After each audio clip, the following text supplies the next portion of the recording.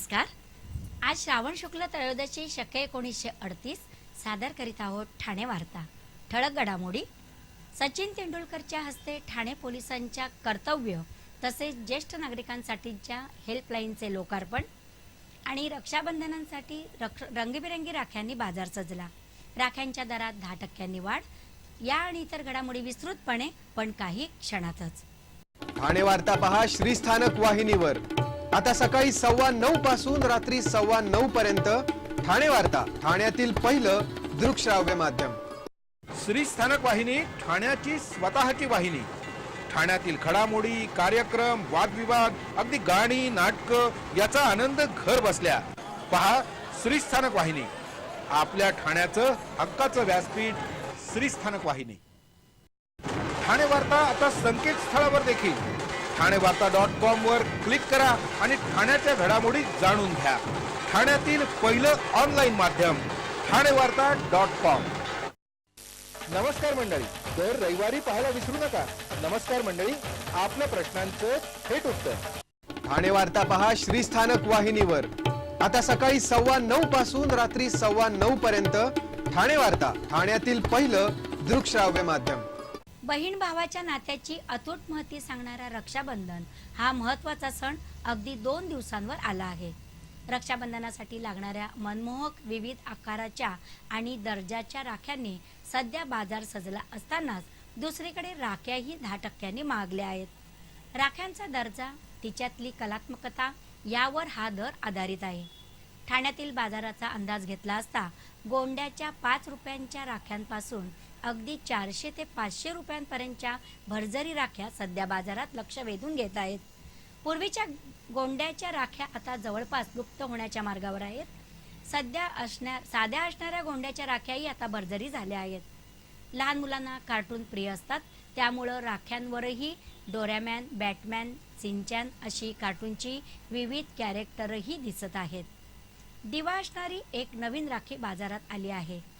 नेहमीप्रमाणे देवदेवतांच्या राख्यांबरोबरच आता गाडी आणि बंदूकही राखीवर आली आहे.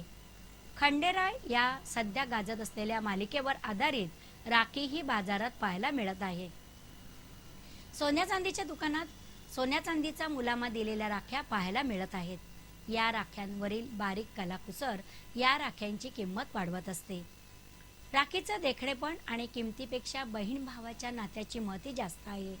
केशरी रंगातील साध्या गोंड्याची राखीच भावा बहिणीच्या नात्यातील खरी महती सांगत असली तरी साध्या गोंड्यापेक्षा आता चमचमणाऱ्या भरजरी राख्यांनाच जास्त महत्त्व आल्याचं दिसत आहे. देशातील तब्बल 10% लोकसंख्या 60 वर्षावरील ज्येष्ठ नागरिकांची असल्याने ही एक प्रकारे आजच्या पिढीसाठी गोल्डन जनरेशन आहे. ज्येष्ठांचा आदर करण्याबरोबरच चांगला माणूस बनण्यास वडिलांकडूनच शिकलो, तेव्हा माझ्यासाठी ही गोल्डन जनरेशन अनमोल आहे, असे भाऊक उद्गार क्रिकेटचा देव सचिन तेंडुलकर यांनी काढले. स्वातंत्र्य दिनाचे औचित्य साधून आलेख आणि ठाणे पोलिसांच्या संयुक्त विद्यमाने ज्येष्ठ नागरिकांसाठी कर्तव्य हा उपक्रम तसेच ज्येष्ठांसाठी 1090 ही हेल्पलाईन सुरू करण्यात आली. या उपक्रमाचे लोकार्पण सचिनच्या हस्ते पार पडले, तेव्हा सचिनने उपस्थितांशी संवाद साधला. भारताच्या लोकसंख्येत आज घडीला 10% नागरिक 60 वर्षावरील असून महाराष्ट्रात हे प्रमाण 18% म्हणजेच तब्बल 36 लाख आहे. ज्येष्ठांनी केलेला त्याग आपण विसरू शकत नाही. क्रिकेटमध्ये जसे सुरुवातीला पाया मजबूत असेल तर मोठी खेळी उभारणे शक्य होते, त्याचप्रमाणे आपल्या आयुष्यात ज्येष्ठांचा अनुभव महत्त्वाचा आहे. किंबहुना हे म्हणजे गोल्डन जनरेशन आहे. कोणी ज्येष्ठांचा अपमान अथवा शारीरिक छळ करतात तेव्हा सर्वात जास्त दुःख होते. ज्येष्ठांचे मार्गदर्शन कधी विसरू शकत नाही. मोठ्यांचे आशीर्वाद नसतील तर आपण आयुष्यात पुढे जाऊ शकत नाही, असे उद्गार काढून सचिनने आपल्या बालवयातील आई वडील आणि आजीचे स्मरणीय किस्से ऐकवले. ठाण्यात यापूर्वी 2 वेळा रणजी सामन्यासाठी आलेला सचिन तेंडुलकर स्वातंत्र्य दिनानिमित्त ज्येष्ठांसाठी ठाण्यात आयोजित केलेल्या कार्यक्रमाला चक्क लंगडत आला. नुकतीच त्याच्या डाव्या पायावर लंडन येथे शस्त्रक्रिया झाली, तरीही कर्तव्य पार पाडल्याने उपस्थितांशी सचिनचे टाळ्यांच्या गजरात आणि जयघोषात स्वागत केले. येत्या गुरुवारी 18 ऑगस्ट रोजी श्रावण पौर्णिमेच्या दिवशी होणारे छायाकल्प चंद्रग्रहण भारतातून दिसणार नसल्याचे पंचांगकर्ते डाक्टर सोमण यांनी सांगितले. याविषयी अधिक माहिती देताना ते म्हणाले, हे छायाकल्प चंद्रग्रहण दुपारी 2:54 ते 3:31 या वेळेत होणार असून ते दक्षिण अमेरिका, उत्तर अमेरिका, ऑस्ट्रेलिया, पूर्व आशिया येथून दिसेल. चंद्र जेव्हा पृथ्वीच्या दाट छायेभोवती असणाऱ्या विरल छायेतून जातो त्यावेळी छायाकल्प चंद्रग्रहण दिसते. यापुढे शुक्रवार 16 सप्टेंबर 2016 रोजी भाद्रपद पौर्णिमेच्या रात्री होणारे छायाकल्प चंद्रग्रहण भारतातून दिसणार असल्याचे डॉ. सोमण यांनी सांगितले. ठाणे वार्ता पहा श्रीस्थानक वाहिनीवर. आता सकाळी 9:15 पासून रात्री 9:15 पर्यंत ठाणे वार्ता, ठाण्यातील पहिलं दृकश्राव्य माध्यम.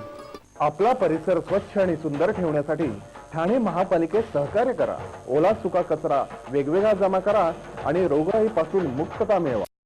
ठाणे वार्ता आता संकेतस्थळावर देखील ठाणेवार्ता.com वर क्लिक करा आणि ठाण्याच्या घडामोडी जाणून घ्या. ठाण्यातील पहिलं ऑनलाईन माध्यम ठाणेवार्ता.com.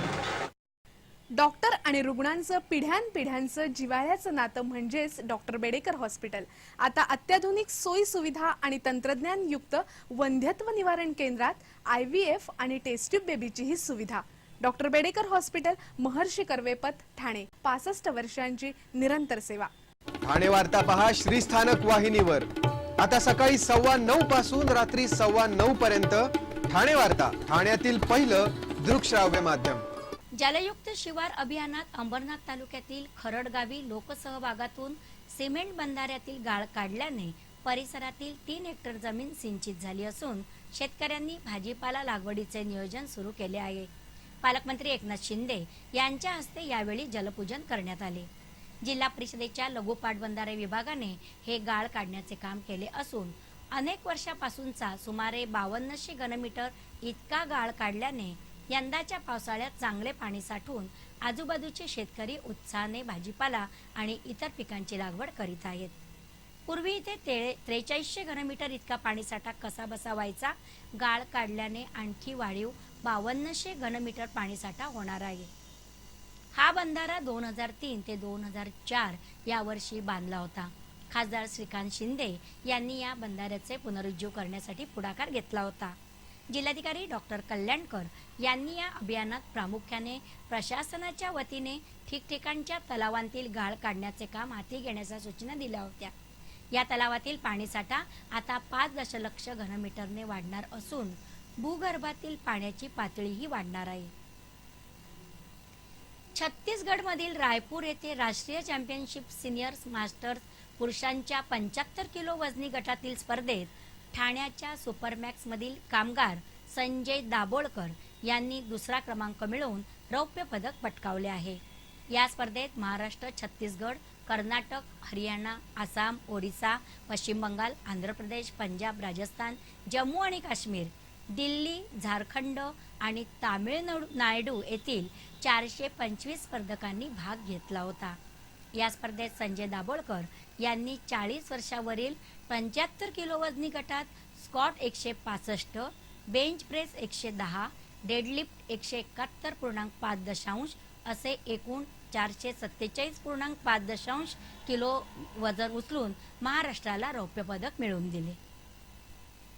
संजय दाभोळकर हे आर्यन जिम बदलापूर येथे नियमित सराव करतात. ते बदलापूरचे रहिवासी असून ठाण्यातील सुपरमॅक्स मध्ये रॅपिंग विभागात कार्यरत आहेत.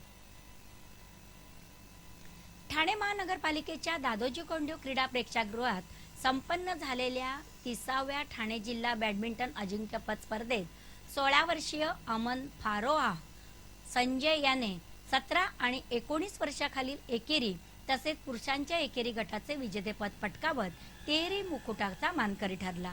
या तिन्ही गटाची विजेतेपद मिळवणारा अमन हा पहिला खेळाडू ठरला. अमनने पुरुषांच्या एकेरीच्या अंतिम सामन्यात रेल्वेचा खेळाडू असलेल्या कबीर कंझाकरचा 3 सेटच्या लढतीत पराभव केला. तसेच त्याने 17 आणि 19 वर्षे वयोगटातील एकेरीच्या लढतीच्या अंतिम फेऱ्या आपल्या कौशल्यावर जिंकल्या. स्पर्धेत अमन नंतर चमकली ती 16 वर्षीय मृण्मयी देशपांडे तर 14 वर्षीय साक्षी सूर्यवंशी. मृण्मयीने विजेतेपदासह 1 उपविजेतेपद मिळवले तर साक्षीने 15 वर्षाखालील मुलींच्या दुहेरी तसेच एकेरीच्या अंतिम फेरी जिंकत दुहेरी मुकुट मिळवला. याचबरोबर 19 वर्षीय नियती बिष्टने 13 वर्षाखालील मुलींच्या एकेरी आणि दुहेरीच्या अंतिम लढती जिंकल्या. तसेच 13 वर्षाखालील मुलांच्या गटात यश पवारने एकेरी तसेच दुहेरीचे सामने जिंकत स्पर्धा गाजवली. विजेत्या खेळाडूंना जिल्हाधिकाऱ्यांच्या हस्ते पारितोषिके प्रदान करण्यात आली.